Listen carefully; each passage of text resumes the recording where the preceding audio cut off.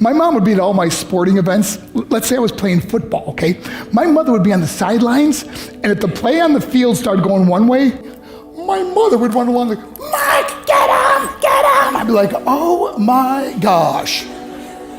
I'd get in the huddle with the other guys. They go, Mark, is that your mother? I go, no, I never saw her before in my life. See, the greatest gift my mother ever gave me, she believed in me. I have overdosed on drugs on 3 occasions where I should have been dead. But I believe I was kept here for a reason. You show me your friends, I will show you your future. How do I know this? I hung out with losers, and I became the biggest loser of them all because I gave up everything I dreamt about as a little boy because of who I chose to surround myself with. My friends would drive me home at 2, 3, 4 in the morning. We'd be drunk and high, laughing in the car. We'd pull up in front of my house in New York. They go, Mark, the light's on. I go, oh man, my mother's up. See, my mom wouldn't go to bed until she knew her son was still alive.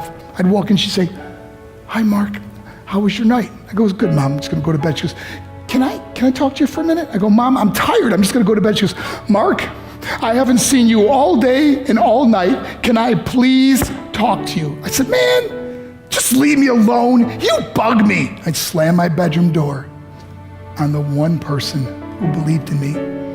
I was on a worldwide tour and we were wrestling overseas in Japan. After my wrestling match, I went upstairs in my hotel room and I fell asleep. There was a knock at my door at 3 o'clock in the morning. I got out of bed and I looked through the safety window and I could see it was a Japanese promoter. So I opened the door and he said, Mark, you need to call home. There's been an emergency. I went and got on the hotel room phone. I called back to the United States. I said, hey, what's going on? They said, Mark, I don't know how to tell you this. I said, just tell me what happened. All of a sudden they started crying. They go, Mark, I can't tell you. I said, just say it. They said, Mark, your mother died. I just threw the phone down. I ran out of my hotel room. I took the elevator to the lobby, and when the doors opened up, I just ran out into the street. I mean, there was no cars, there was no people. It was 3 o'clock in the morning.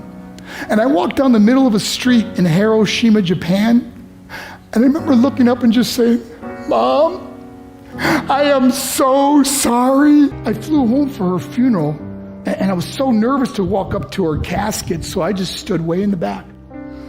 And I kept looking from a distance, and I kept thinking to myself, Mom, please wake up. Please get up. And then I finally got the nerve to walk up to her.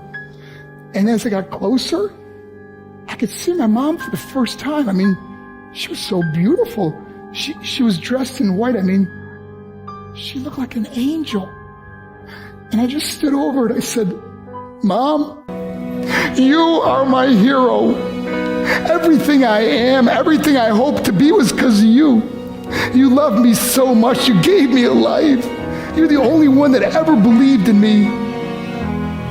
How did I repay her? By getting drunk, by getting high, by getting stupid, by hanging out with losers? For what? All she ever wanted to do was talk to me. I wish I could talk to you now, Mom. I wish you could see what I'm doing. Why couldn't I have been a better son? We are defined by our choices. But if you surround yourself with people involved in drugs and alcohol and pills, it's a dead end. I'm not here to preach to you. I'm here to tell you I lived that life. It leads to broken hearts, broken relationships, broken dreams, and death. For what? To get high? If you have a mother or a father, when you go home, tell them how much you love them. See, my whole life was about being rich and famous. I had to be a millionaire. I had to win the race. I had to win the race at the expense of my marriage, my family, my friends. For what? To be all alone in the world? I learned what is truly important, and that is how precious this gift of life is, and our families, and how quickly it can be taken away. See, I no longer live in time. I live in moments. See, it's not what's in your pocket that matters.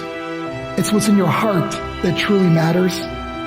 Love Love is just a word until somebody comes along and gives it meaning. You're the meaning.